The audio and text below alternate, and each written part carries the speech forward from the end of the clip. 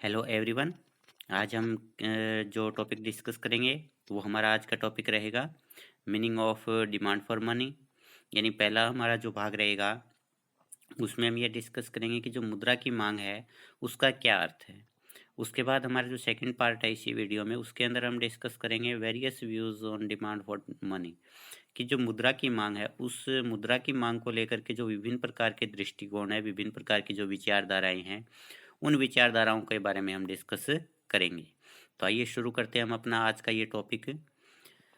जो समष्टि अर्थशास्त्र होता है, अब समष्टि अर्थशास्त्र के अंदर जो वस्तु बाजार के अंदर जो संतुलन है उसका भी आप अध्ययन करते हैं। तो वस्तु बाजार के अंदर संतुलन कहाँ पर होता है?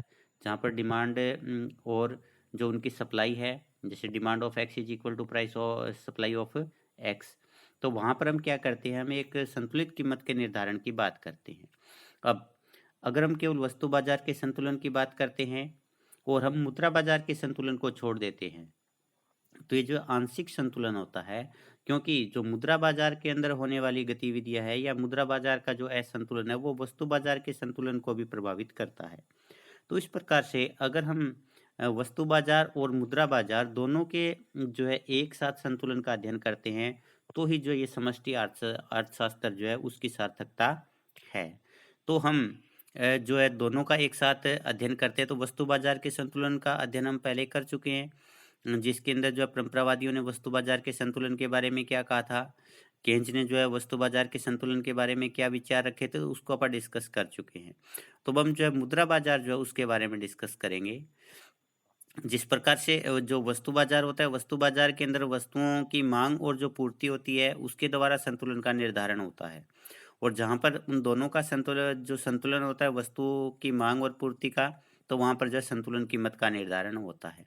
उसी प्रकार से जो मुद्रा बाजार है उसके अंदर भी जो है मांग और पूर्ति की शक्तियों के द्वारा ही संतुलन का निर्धारण होता है। और मुद्रा बाजार के अंदर जो है ब्याज की दर का निर्धारण होता है। तो वस्तु बाजार के अंदर कीमत का निर्धारण होता है और मुद्रा बाजार के अंदर ब्याज की दर का निर्धारण होता है। वस्तु बाजार में वस्तुएं जो होती है उनका अध्ययन किया जाता है, मुद्रा बाजार में मुद्रा का अध्ययन किया जाता है। तो वस्तु बाजार के अंदर वस्तुओं की मांग और पूर्ति के द्वारा संतुलन का निर्धारण होता है और मुद्रा बाजार के अंदर मुद्रा की मांग और पूर्ति के द्वारा संतुलन का निर्धारण होता है। मुद्रा बाजार का संतुलन, मुद्रा बाजार के संतुलन जो है उस ब्याज दर के ऊपर होता है जिसके ऊपर जो है मुद्रा की मांग और पूर्ति में समानता होती है। यानी अगर हम ये लेते हैं कि हमारे पास में जो है यहाँ पर क्वांटिटी ऑफ मनी और इधर रेट ऑफ इंटरेस्ट है, ये हमारे पास में डिमांड फॉर मनी है और ये सप्लाई ऑफ मनी है। तो यहाँ पर देखिए, जहाँ पर ये दोनों एक दूसरे के इक्वल होंगे, सपोज ये ई बिंदु पर जो है मुद्रा की मांग और पूर्ति एक दूसरे के बराबर है, तो जहाँ पर demand for money is equal to supply of money एक दूसरे के बराबर होंगे, वहाँ पर जो है मुद्रा बाजार का संतुलन होगा। और ये जहाँ पर बराबर होते हैं वही जो है ब्याज दर संतुलित ब्याज दर होती है।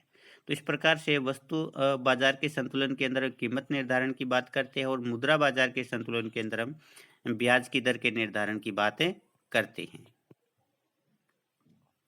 मुद्रा की जो पूर्ति जो होती है वर्तमान के अगर हम समय के अंदर देखें, तो या तो जो है सरकार के द्वारा की जाती है या जो केंद्रीय बैंक के द्वारा की जाती है। अब क्योंकि हमारे पास में जो है मुद्रा बाजार के संतुलन के दो चीजें हैं, एक तो मुद्रा की मांग और दूसरा मुद्रा की पूर्ति, तो हम इन्हीं को डिस्कस करेंगे। तो जो मुद्रा की पूर्ति जो होती है वो गवर्नमेंट के द्वारा की जाती है या केंद्रीय बैंक के द्वारा की जाती है। अब इसको स्थिर माना जाता है। इसको स्थिर मानने के पीछे कारण ये है क्योंकि आर्थिक शक्तियों में परिवर्तन होने के कारण जब तक सरकार और केंद्रीय बैंक ना चाहे तब तक मुद्रा की पूर्ति में परिवर्तन नहीं होता। तो इस अवस्था के अंदर अगर मुद्रा की पूर्ति स्थिर है तो उस अवस्था के अंदर जो मुद्रा की मांग जो होती है वो जो है मुख्य निर्धारक तत्व हो जाता है वस्तु मुद्रा बाजार के संतुलन का, या जिसको हम ब्याज दर की बात करते हैं, तो ब्याज दर के निर्धारण की बात करते हैं तो उसके अंदर क्योंकि दो कंपोनेंट की आवश्यकता होती है, मुद्रा की पूर्ति की और मुद्रा की मांग की। तो मुद्रा की पूर्ति अगर कांस्टेंट है तो केवल मांग में होने वाला जो परिवर्तन है मुद्रा की, तो वही जो है ब्याज दर को प्रभावित करता है। और जहाँ पर मुद्रा की मांग और पूर्ति बराबर होती है वहां पर ब्याज दर का निर्धारण होता है। तो अब हम डिस्कस करते हैं मुद्रा की मांग। मुद्रा की मांग से अभिप्राय एक निश्चित समय में मुद्रा की कुल मात्रा से है। अब कोई भी जो इकोनॉमी होती है उसके अंदर हम बात करते हैं 1 साल की, तो 1 साल के अंदर मुद्रा की मात्रा कितनी है? अगर हम बात करते हैं 1 महीने की, तो 1 महीने के अंदर उस इकोनॉमी में मुद्रा की जो कुल मात्रा है वो कितनी है? उसी को हम जो है मुद्रा की माँग कहते हैं। अब मुद्रा की जो कुल मात्रा हम किसको लेंगे? कुल मात्रा हम उस जो है मुद्रा को लेते हैं जिसे लोग अपने पास रखना चाहते हैं। तो मुद्रा की वो मात्रा जिसे लोग अपने पास रखना चाहते हैं, वो सारी की सारी मुद्रा जो है मुद्रा की माँग कहलाती है। इसमें हम मुद्रा की वास्तविक माँग को शामिल करते हैं। वास्तविक माँग जो होती है उसके अंदर या तो हम नकद जो मुद्रा है उसको शामिल करते हैं या माँग जमा को शामिल करते हैं। माँग जमा को मुद्रा में इसलिए शामिल किया जाता है क्योंकि माँग जमा जो होती है उसमें चेक के द्वारा जो है वस्तुओं का क्रय विक्रय किया जा सकता है। वस्तु और सेवाओं की अगर हमें खरीदारी करनी होती है तो हम जो है चेक के माध्यम से कर सकते हैं और हम नगद मुद्रा से भी कर सकते हैं। तो इस प्रकार मांग जमा होती है वो भी जब मुद्रा का ही कार्य करती है। तो जो वास्तविक मांग होती है मुद्रा की, वास्तविक मांग का मतलब होता है वस्तुओं और सेवाओं को खरीदने के लिए हम जो मुद्रा की मांग करते हैं।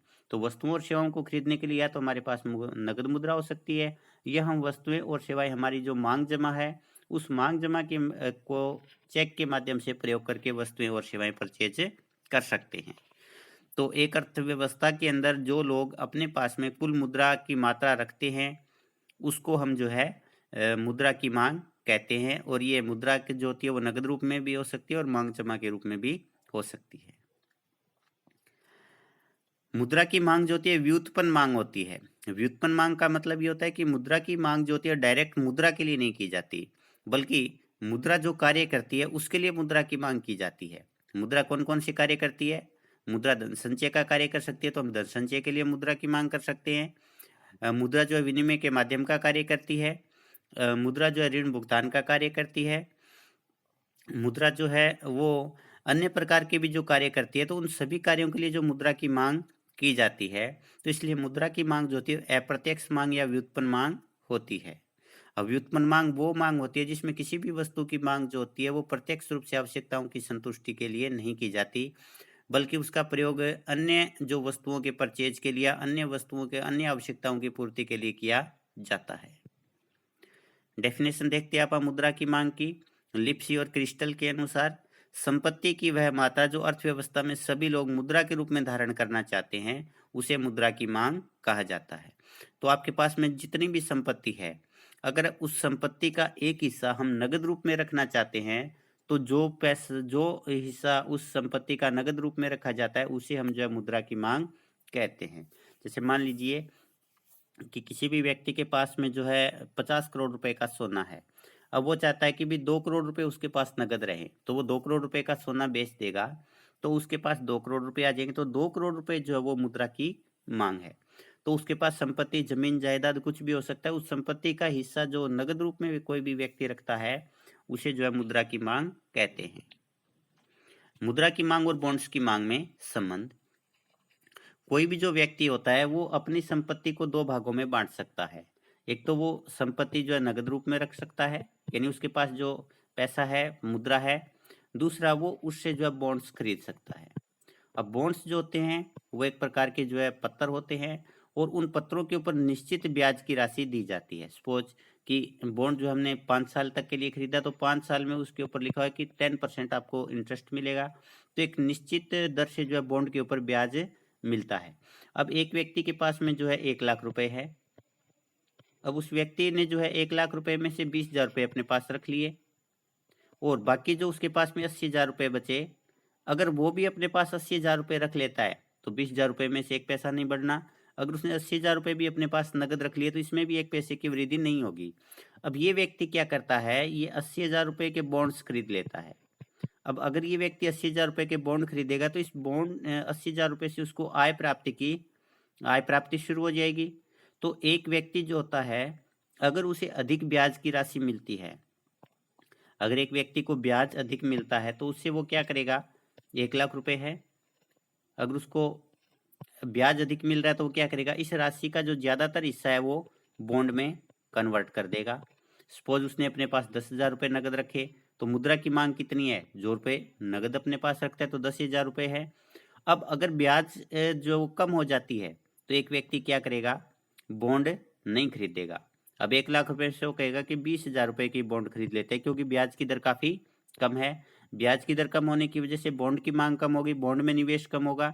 अगर बॉन्ड में निवेश कम होगा तो 80,000 रुपए उसके पास नकद बचेंगे, तो मुद्रा की माँग बढ़ जाएगी।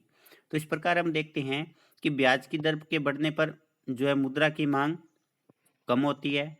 कम क्यों होती है? क्योंकि जब ब्याज की दर बढ़ गई तो एक व्यक्ति अपनी ज़्यादातर जो मुद्रा है उस मुद्रा से बॉन्ड खरीदेगा, और अगर ब्याज की दर कम होती है तो उसकी वजह से एक व्यक्ति जो है नगद पैसा अपने पास जाता है, बॉन्ड कम खरीदता है, तो नगद पैसा जितना ज़्यादा रखेगा मुद्रा की माँग उतनी ही अधिक होगी। तो इस प्रकार से एक व्यक्ति जो होता है वो ब्याज की दर जो होता है उसको देख कर के जो मुद्रा की माँग करता है। तो अगर हमें मुद्रा की माँग के बारे में सही तरीके से जानना है तो इसके लिए हमें जो है ब्याज की दर के बारे में जो है अध्ययन करना होगा। तो यहाँ पर हम जो है ये देखना चाह रहे हैं कि भी बॉन्ड की जो माँग होती है, वो मुद्रा की माँग को प्रभावित करती है क्या? तो इसका जवाब है बिल्कुल करती है। कैसे करती है? वो ब्याज दर के माध्यम से करती है। क्योंकि अधिक ब्याज की दर के ऊपर बॉन्ड की माँग ज़्यादा होगी, तो नगद पैसा कम होगा, मुद्रा की माँग कम हो गई। अगर ब्याज की दर कम है तो बॉन्ड्स की माँग कम होगी, तो नगद पैसा कम होगा, इसका मतलब मुद्रा की माँग में कमी आएगी। इस प्रकार से मुद्रा की माँग जो होती है वो ब्याज की दर पर निर्भर करती है। अब मुद्रा की माँग को लेकर के विभिन्न प्रकार की जो विचारधाराएँ हैं, उनके बारे में अब हम अध्ययन करेंगे। इस बात को लेकर के तो सारे एक मत हैं कि मुद्रा की माँग जो है ब्याज दर को प्रभावित करने वाला या निर्धारित करने वाला मुख्य तत्व है। किंतु ये जो मुद्रा की माँग है, ये किन-किन तत्वों पर निर्भर करती है, इसको लेकर के अर्थशास्त्रियों में मतभेद पाया जाता है। तो मुद्रा की माँग को लेकर के मुख्य रूप से जो विचारधाराएँ हैं, वो निम्न विचारधाराएँ हैं और इन्हीं का आप अध्ययन करेंगे। मुद्रा की माँग की जो है परंपरावादी विचारधारा, नवपरंपरावादी विचारधारा, केंजियन विचारधारा और आधुनिक विचारधारा। तो इन चारों जो व्यूज़ हैं, इन चारों व्यूज़ के बारे में अब हम डिस्कस करेंगे। तो सबसे पहले परंपरावादी विचारधारा। परंपरावादी मुद्रा को केवल विनिमय के माध्यम का कार्य मानते थे। इसलिए मुद्रा की माँग केवल वस्तुओं और सेवाओं को खरीदने के लिए की जाती थी। अब मान लीजिए कि एक देश के अंदर जो है 100 वस्तुएँ बनी हैं और एक वस्तु की कीमत 10 रुपए है, तो 1000 रुपए जो है मुद्रा की माँग होगी। तो इस प्रकार मुद्रा की माँग केवल जो वस्तुओं के और सेवाओं की मात्रा पर निर्भर करती है। अगर एक देश के अंदर वस्तुओं और सेवाओं की जो मात्रा ज़्यादा है तो वहाँ मुद्रा की माँग ज़्यादा होगी। अगर वहाँ वस्तुओं और सेवाओं की मात्रा कम है तो वहाँ पर मुद्रा की माँग है वो भी कम होगी। मुद्रा की कुल माँग वस्तुओं और सेवाओं की मात्रा और उनकी कीमतों के गुणनफल के बराबर होती है। यानी प्राइस और जो ट्रांज़ैक्शन। ट्रांज़ैक्शन का मतलब कितनी वस्तुएँ और सेवाएँ ट्रांज़ैक्शन में आई है और उनको कीमतों से आप गुणा कर देंगे तो हमारे पास में मुद्रा की कुल माँग आ जाएगी। MV इक्वल टू PT ये परंपरावादी इक्वेशन है। M का मतलब मनी यानी मुद्रा की कुल मात्रा, V का मतलब वेलोसिटी यानी मुद्रा की जो एक इकाई है वो 1 साल के अंदर या एक निश्चित समय में कितनी बार परचेजिंग के काम आई है। P का मतलब प्राइस और T का मतलब ट्रांज़ैक्शन यानी वस्तुओं और सेवाओं की संख्या। अब यहाँ पर जो MV है वो मुद्रा की पूर्ति है और PT जो है वो मुद्रा की माँग।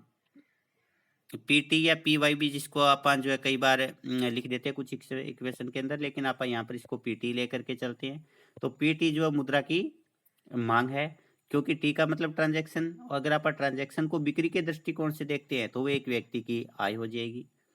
तो इस प्रकार से अगर हम मुद्रा की माँग को देखते हैं तो मुद्रा की माँग जो होती है वो एक अर्थव्यवस्था के अंदर कितनी वस्तुएँ और सेवाएँ हैं, उनकी संख्या और उन वस्तुओं की कीमतों के ऊपर निर्भर करती है। और ये जो PT है, PY की जगह PT है। PT जो पूर्ण रोजगार की स्थिति में मुद्रा की माँग है, क्योंकि परंपरावादियों की मान्यता थी कि भी अर्थव्यवस्था के अंदर हमेशा पूर्ण रोजगार होगा। इसका मतलब जितनी भी वस्तुएँ और सेवाएँ हैं, सारी की सारी वस्तुएँ और सेवाएँ खरीद ली जाएँगी। और जब पूर्ण रोजगार की अवस्था के अंदर अगर आप बात करते हैं तो मुद्रा की मात्रा और कीमत में सीधा संबंध पाया जाता है। अगर मुद्रा की मात्रा बढ़ेगी तो उसकी वजह से कीमत भी उसी अनुपात में बढ़ जाएगी, और अगर मुद्रा की मात्रा कम होगी तो कीमत भी उसी अनुपात में कम हो जाएगी। दूसरा नव परंपरावादी दृष्टिकोण। इस विचारधारा के जो मुख्य प्रवर्तक है उसके अंदर मार्शल है, पिगू है और रॉबर्टसन है। इन तीनों का ये मानना था कि मुद्रा जो होती है वो केवल विनिमय के माध्यम का कार्य ही नहीं करती, बल्कि वो धन संचय का कार्य भी करती है। तो पहले मुद्रा जो थी केवल विनिमय के माध्यम का कार्य कर रही थी, तो जो विनिमय के लिए मुद्रा प्रयोग की जाती थी उसी को अपन मुद्रा की मांग कहते थे। अब अगर मुद्रा धन संचय का भी कार्य कर रही है, तो उसको लिए धन संचय के लिए जो मुद्रा की मांग की जाती है उसको भी अपन मुद्रा की मांग में शामिल करते हैं। उनके धन संचय का अर्थ है कि एक व्यक्ति मुद्रा को आकस्मिक घरेलू जरूरतों की पूर्ति के लिए जो है वो अपने पास नकद रूप में रखना पसंद करता है। जैसे मान लीजिए अचानक जो कोई आवश्यकता पड़ जाती है, तो उस उद्देश्य के लिए व्यक्ति जो है धन अपने पास में संचय करके रखता है, उसको जो है नवपरंपरावादी धन संचय मानते हैं। और ये जो है हम सावधानी उद्देश्य के लिए मुद्रा की मांग कहते हैं। ये केंच ने जो सावधानी उद्देश्य जो शब्द प्रयोग किया था, तो इस प्रकार से अगर अपन मुद्रा की कुल मांग की बात करें, तो मुद्रा की कुल मांग जो होती है वो एक तो धन संचय के लिए यानी सावधानी उद्देश्य के लिए जो मुद्रा मांगी जाती है, और दूसरा विनिमय के लिए जो मुद्रा मांगी जाती है। इन दोनों का जो जोड़ है वो कुल मांग कहलाती है, विनिमय और सावधानी उद्देश्य किसके अनुसार? नवपरंपरावादियों के अनुसार। अब नवपरंपरावादियों के अनुसार मुद्रा की जो लेन देन उद्देश्य के लिए मांग है यानी विनिमय के लिए मुद्रा की मांग है, और जो सावधानी उद्देश्य के लिए मुद्रा की मांग है यानी धन संचय के लिए जो मुद्रा की मांग है, दोनों जो आय पर निर्भर करती है। यानी जितनी अधिक आय होगी उतनी ही लेन देन उद्देश्य के लिए और सावधानी उद्देश्य के लिए व्यक्ति अधिक नकद अपने पास रखेगा। और अगर आय का स्तर कम है तो एक व्यक्ति मुद्रा की मांग लेन देन के उद्देश्य के लिए और सावधानी उद्देश्य के लिए भी कम करेगा। नवपरंपरावादी विचारधारा के अनुसार मुद्रा की मांग आय पर निर्भर करती है और आय के साथ इसका धनात्मक संबंध होता है। धनात्मक संबंध का मतलब होता है जब कभी भी इनकम में वृद्धि होगी तो डिमांड फॉर मनी में भी वृद्धि होगी, और अगर इनकम कम हो रही है तो उसके कारण जो मनी की डिमांड है उसके अंदर भी कमी होगी। इसके बाद है केंजियन दृष्टिकोण। केंज ने परंपरावादी और नव परंपरावादी दोनों विचारधाराओं को सही माना, यानी मुद्रा की जो मांग होती है वो लेन देन उद्देश्य के लिए भी की जाती है और सावधानी उद्देश्य के लिए भी की जाती है। लेकिन केंज ने माना कि मुद्रा की जो मांग होती है एक व्यक्ति शेयर और बॉन्ड्स को खरीदने के लिए भी करता है। तो इसलिए मुद्रा की जो मांग है वो तीनों प्रकार की मांग का जोड़ है। लेन देन के उद्देश्य के लिए मुद्रा की मांग, सावधानी उद्देश्य के लिए मुद्रा की मांग, और सट्टा उद्देश्य के लिए शेयर और बॉन्ड्स में जो पैसा लगाता है उसको केंज ने सट्टा उद्देश्य के लिए मुद्रा की मांग कहा है। अब ये जो दो प्रकार की मांग थी, एक तो सावधानी उद्देश्य के लिए और दूसरा लेन देन के उद्देश्य के लिए, वो जो दोनों मांग थी वो आय के ऊपर निर्भर करती थी। लेकिन केन जो तीसरी मांग लेकर के आया है शेयर और बॉन्ड्स की मांग जो होती है वो सट्टा उद्देश्य के ऊपर निर्भर है, वो जो है ब्याज की दर पर निर्भर करती है। तो ब्याज की दर के साथ में इनका जो है विपरीत संबंध होता है। अगर ब्याज की दर अधिक होगी तो सट्टा उद्देश्य के लिए व्यक्ति मुद्रा की मांग कम करेगा, और अगर ब्याज की दर कम है तो एक व्यक्ति सट्टा उद्देश्य के लिए मुद्रा की मांग अधिक करेगा।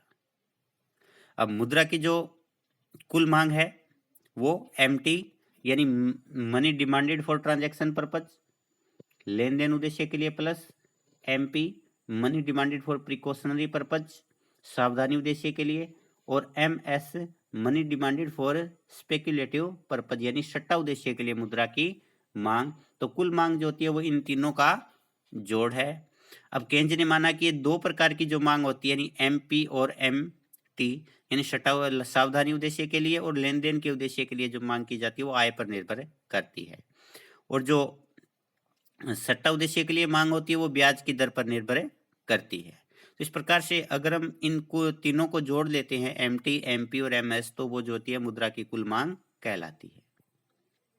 आधुनिक विचारधारा, मुद्रा की जो मांग की जो आधुनिक विचारधारा है वो जो है मिल्टन फ्रीडमैन की देन है, यानी मिल्टन फ्रीडमैन ने मुद्रा की मांग की आधुनिक विचारधारा दी है। मिल्टन फ्रीडमैन के अनुसार मुद्रा एक ऐसी स्थायी उपभोग वस्तु के समान है।